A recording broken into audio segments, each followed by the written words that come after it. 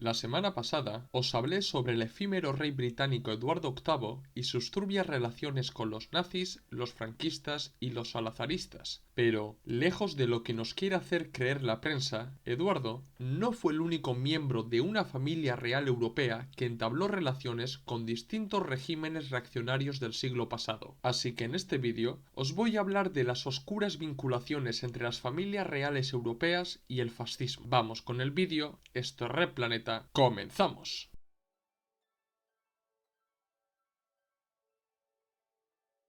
La Casa Windsor es una de las familias reales más importantes del mundo y a lo largo de su historia han salido demasiados asuntos turbios que la prensa realista británica ha tratado de encubrir o falsear. Por esta misma razón voy a empezar hablando de la Casa Windsor, ya que sus tentáculos se extienden por casi todas las dinastías reales del viejo continente. Desde las vinculaciones del efímero rey y duque de Windsor Eduardo VIII con los nazis hasta la muerte de Diana de Gales, también conocida como Lady Di, la monarquía británica ha creado todo tipo de relatos para lavarse la cara ante el mundo. En verdad, no solo la Casa Windsor, sino que las distintas dinastías británicas tienen un pasado muy turbio relacionado con el colonialismo, el imperialismo y el fascismo. Para empezar, he de decir que en realidad la Casa Windsor no se llama así, sino que el verdadero nombre de esta familia real es la Casa de Sajonia-Coburgo-Gotha. La familia real británica no es originaria de Gran Bretaña, sino de distintos estados germanos anteriores a la reunificación alemana. Distintos miembros de esta familia llegaron a formar parte de diferentes monarquías como la de Bélgica, el Segundo Imperio de México, el Reino de Portugal o el de Bulgaria. Pero, durante la Primera Guerra Mundial, el rey Jorge V, abuelo de la ya fallecida reina Isabel II, cambió el nombre de la casa por el de la Casa Windsor para eliminar los rastros germanos de la monarquía británica. Ahora, centrándome en las vinculaciones entre la Casa Windsor y el nazifascismo, debo empezar por Felipe de Edimburgo, también conocido como Felipe Mountbatten, esposo de Isabel II. Felipe no era un plebeyo, sino que también provenía de un linaje que conectaba a los zares rusos, la monarquía danesa y la Casa de Wurtemberg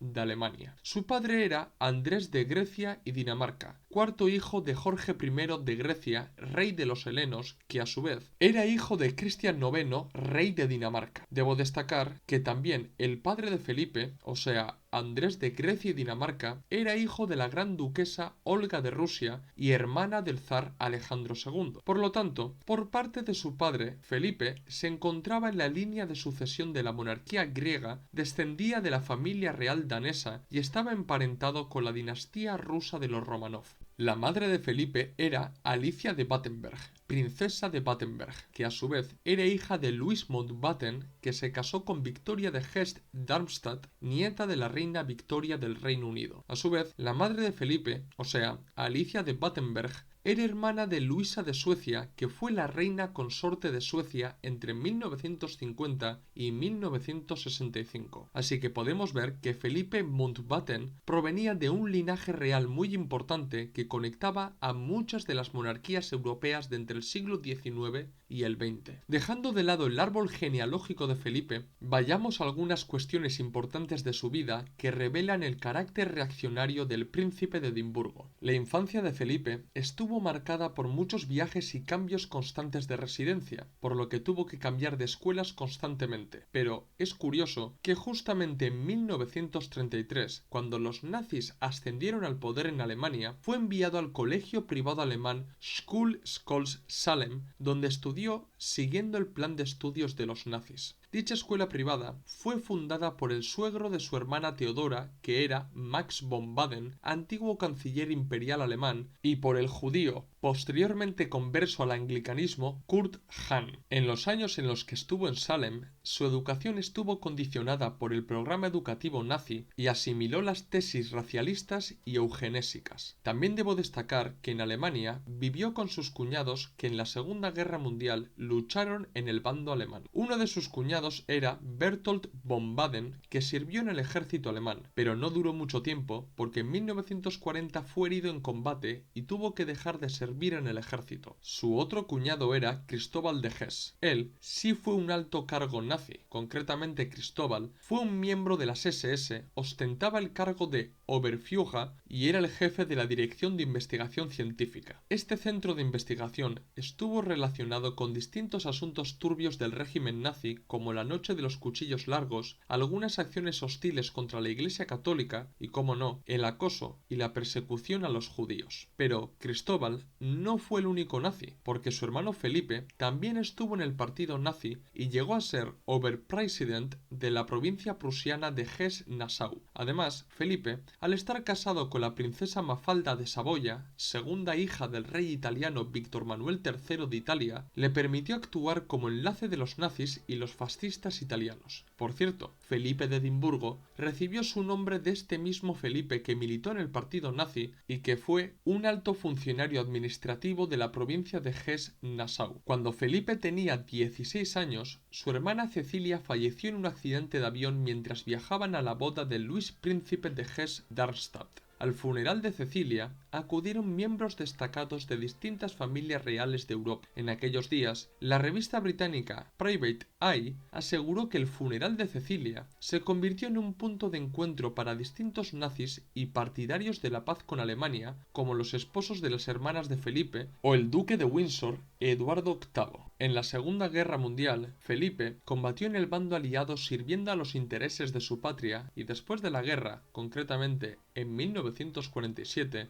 se casó con Isabel II para convertirse en príncipe del Reino Unido. En 1961, Felipe ayudó a fundar el Fondo Mundial para la Naturaleza junto a otro polémico personaje que era el príncipe consorte de los Países Bajos, Bernd de Lippe-Biesterfeld. En su momento, las distintas sociedades de Europa y de Norteamérica aplaudieron la iniciativa de Felipe y Bernard, pero lo que omitieron fueron las oscuras ideas que se escondían detrás de la creación de esta fundación. Recordad que Felipe de Edimburgo asimiló algunas de las tesis racialistas y eugenésicas cuando estudió en la Alemania nazi, pero más adelante profundizó en estos temas y se hizo seguidor del malthusianismo, es decir, de las ideas de Thomas Robert Malthus. El clérigo anglicano Malthus, a través de sus estudios en economía, sociología y demografía, llegó a la conclusión de que los recursos de la tierra no serían suficientes para alimentar a la creciente población, lo que llevaría a una crisis alimentaria y una catástrofe demográfica. Malthus recomendó ciertas medidas como el control de la natalidad, la eliminación de ayudas del Estado o incluso el celibato. Estas ideas han sido adaptadas y existe una nueva corriente del malthusianismo conocida como el neomalthusianismo, pues Felipe de Edimburgo se sentía atraído por estas ideas y pensaba firmemente que los recursos de la Tierra en el siglo XX y el siglo XXI no serían suficientes para alimentar a todos los seres humanos del planeta. Para Felipe, el crecimiento descontrolado de la humanidad era la mayor amenaza, y de seguir así, se podrían llegar a agotar todos los recursos del planeta. De ahí que, al igual que Malthus propusiera el control de la natalidad, se mostrara en desacuerdo con la erradicación de la viruela, porque según él bajaba la natalidad de manera natural y pese a reconocer el trabajo de los científicos en mejorar las condiciones de vida de los ciudadanos, les reprochaba haber activado una bomba, que sería la superpoblación, que a la larga sería peor que la bomba nuclear. Para poner la guinda a la tarta, Felipe dejó una frase que sorprendió a muchos, y la frase es la siguiente: cuando muera, quiero reencarnarme en un virus mortal, lo que demuestra que hasta el fin de sus días siguió siendo neomalthusiano. Ya he hablado suficiente de Felipe de Edimburgo y su carácter reaccionario, pero se puede extraer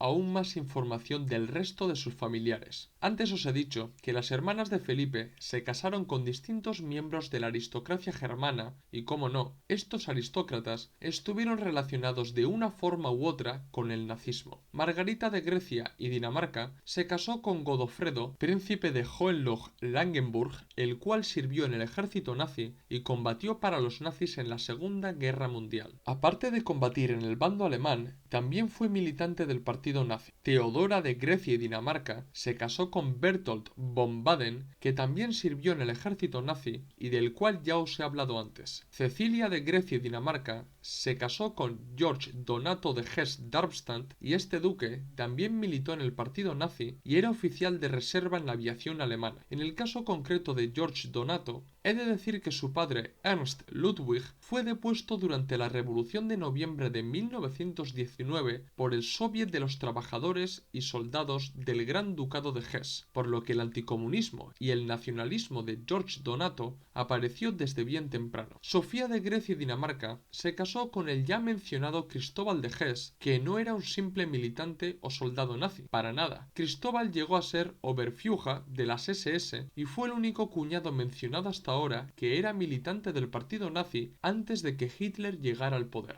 También debo destacar que Sofía, es decir, la hermana de Felipe de Edimburgo, se unió a la Asociación de Mujeres Nazis. Como veis, todas las hermanas Mountbatten estuvieron relacionadas de una u otra manera con el nazismo. Ahora voy a cambiar de familia real y os voy a hablar sobre Bernard de Leeuw-Westerveld, príncipe de los Países Bajos, que por cierto era amigo de Felipe y fundó junto a él el Fondo Mundial para la Naturaleza. Bernard, al igual que varios de los personajes que he mencionado en este vídeo, pertenecía a una familia aristócrata germana, concretamente pertenecía a la Casa de Lippe, que fue la antigua casa reinante de los pequeños estados alemanes del Principado de Lippe y el Principado de Schaumburg-Lippe, que existieron en Alemania hasta la Revolución de Noviembre de 1919. En 1937, Bernard de Leeuw se casó con Guillermina, convirtiéndose en príncipe consorte de los Países Bajos, y fue el padre de la reina Beatriz, que a su vez es la madre del actual rey Wilhelm Alexander. A pesar de estar involucrado en los asuntos reales neerlandeses, Bernard tiene un pasado bastante oscuro y, como no, relacionado también con el nazismo. Entre 1930 y 1931, Bernard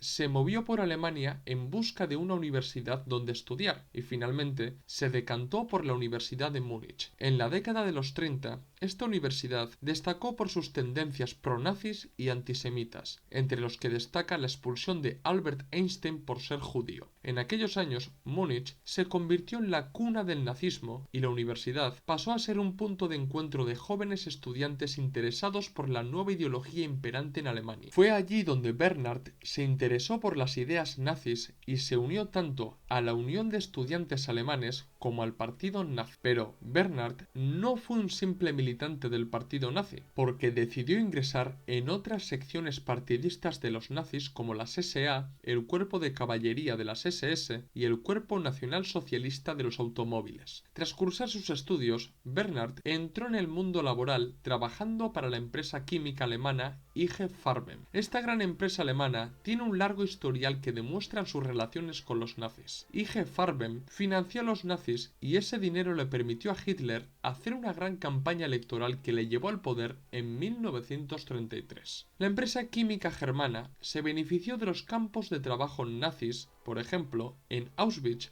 los presos trabajaron en la planta química Buna, en los que al menos 30.000 fallecieron a causa del trabajo forzado. IG Farben también tiene responsabilidad en el descubrimiento del gas Ciclón B, que se usó en las cámaras de gas para asesinar a los presos del campo. Si lo pensamos bien, Bernard podía haber trabajado en cualquier otra empresa alemana, pero no, acabó trabajando en una de las empresas más turbias y reaccionarias que existían en la Alemania nazi. Bernard trabajó para el Departamento de Estadísticas de IG Farben, que con el tiempo se acabó convirtiendo en el brazo de inteligencia económica de las Fuerzas Armadas nazis. En 1935, Bernard se trasladó a París, siendo el secretario del Consejo de Administración de la oficina de IG Farben en París. Es cierto que en la Segunda Guerra Mundial, Bernard se unió al bando aliado, pero incluso el almirantazgo británico y la inteligencia estadounidense no se fiaron de él debido a su pasado nazi. La historiografía oficial redime a Bernard por haber formado parte de los aliados durante la Segunda Guerra Mundial, y esto se vio reforzado con la constante negación de Bernard de haber pertenecido al partido nazi. Sin embargo, después de su muerte, se descubrió el carnet del partido nazi entre sus pertenencias. Es más, el propio Hitler, en su libro Conversaciones de Mesa, detalla algunas de las reuniones que tuvo con el futuro príncipe de los Países Bajos. Como ya os he dicho antes, Bernard, junto a Felipe de Edimburgo, fundó el Fondo Mundial para la Naturaleza y llegó a compartir las ideas neomalthusianas de su colega británico. No solo eso, Bernard también fue uno de los fundadores del famoso Club Bilderberg y presidió este club desde 1954 hasta 1976. En los años 70, Bernard estuvo involucrado en el escándalo de Lockheed, en el que se descubrió que el príncipe neerlandés recibió más de $1 millón para que la empresa Lockheed obtuviera los contratos de compra en este país. Este escándalo llegó a sacudir la corona de los Países Bajos y Bernard tuvo que dimitir de todos los cargos públicos que ostentaba. Pero las relaciones entre la familia real neerlandesa y el nazismo no termina con Bernard, porque el marido de su hija, es decir, el príncipe Klaus, también militó en las juventudes hitlerianas y combatió en el ejército alemán durante la Segunda Guerra Mundial. Klaus fue hecho prisionero de guerra por los estadounidenses y posteriormente fue reciclado por las potencias capitalistas occidentales hasta llegar a la corona neerlandesa a través de su casamiento con la reina Beatriz. También os tengo que hablar del monarca Víctor Manuel III de Italia y sus relaciones con el fascismo italiano. La relación del monarca italiano con el fascismo fue más bien como una especie de relación de amor y odio, porque comenzó facilitando el ascenso de Mussolini al poder, pero posteriormente ayudó a derrocarlo. Víctor Manuel III fue educado en las ideas liberales, pero, como muchos otros liberales y miembros de la aristocracia internacional, vieron en el comunismo la mayor amenaza del momento. Concretamente, en la Italia de la posguerra, los movimientos comunistas, socialistas y anarquistas que participaron en el Bienio Rosso causaron temor entre las clases burguesas y en la realeza. El fascismo, que surgió a modo de reacción del comunismo y del internacionalismo, adquirió importancia dentro de Italia. A finales de octubre de 1922, los fascistas protagonizaron la marcha sobre Roma y Víctor Manuel III no se opuso a dicha marcha. Es más, ordenó al ejército que no interviniera. El entonces primer ministro italiano, Luigi Facta, quiso declarar el estado de sitio, pero las intenciones de Facta enfadaron al rey y provocaron la dimisión del primer ministro. Tan solo un día después, el rey encargó a Mussolini que formara gobierno. La incapacidad del gobierno de Facta para detener la fascistización en Italia, el miedo al comunismo y el temor a una guerra civil empujaron al monarca a apostar por los fascistas. Esto no significa que Víctor Manuel fuera fascista, pero sí demuestra que sin el apoyo inicial del rey a Mussolini, los fascistas lo hubieran tenido muy difícil para tomar el poder en Italia. Durante la etapa fascista de Italia, Víctor Manuel tampoco reaccionó al trabajo que Mussolini estaba realizando dentro del Estado italiano, convirtiéndolo poco a poco en un Estado fascista. Cayó con el asesinato de Matteotti. En 1925 firmó las leyes fascistas que disolvieron el resto de partidos políticos de Italia. En 1926 autorizó la creación del Tribunal Especial para la Defensa del Estado, eliminando de facto el poder judicial, y en 1938 firmó las leyes raciales fascistas. Las relaciones personales de Víctor Manuel con Mussolini fueron raras y difíciles, en los que al principio hubo una conveniencia de intereses, pero con el tiempo se pudo apreciar las luchas de poderes entre los dos. Mussolini llegó a pensar en derrocar a Víctor Manuel y este pensó lo mismo de Mussolini. Finalmente, en medio de la Segunda Guerra Mundial, Víctor Manuel se acabó imponiendo, pero la imagen de la corona italiana quedó asociada al fascismo y el pueblo italiano lo vio muy claro, por lo que no dudaron en convertir Italia en una república tras la Segunda Guerra Mundial. Estos son algunos de los casos más importantes de las familias reales que directa o indirectamente mantuvieron lazos con el nazismo y el fascismo. Hay más casos en Europa y en este vídeo no he metido las monarquías escandinavas, así que si queréis que haga un vídeo hablando sobre las relaciones y contactos entre el nazifascismo y estas monarquías, hacérmelo saber en los comentarios. ¿Qué os ha parecido el vídeo? ¿Os ha gustado? Si es así, dejadme un like y si sois nuevos, suscribíos al canal. Recordad que en la descripción del vídeo tenéis el enlace de PayPal para donarnos dinero y ayudarnos a crecer. También tenéis en la descripción del vídeo los enlaces de los documentos y libros que tenemos a la venta y seguirnos en las redes sociales Twitter, Facebook, Instagram y TikTok, donde subimos nuevo contenido a diario o casi a diario. Esto es todo, nos vemos en el próximo vídeo. ¡Salud, camaradas!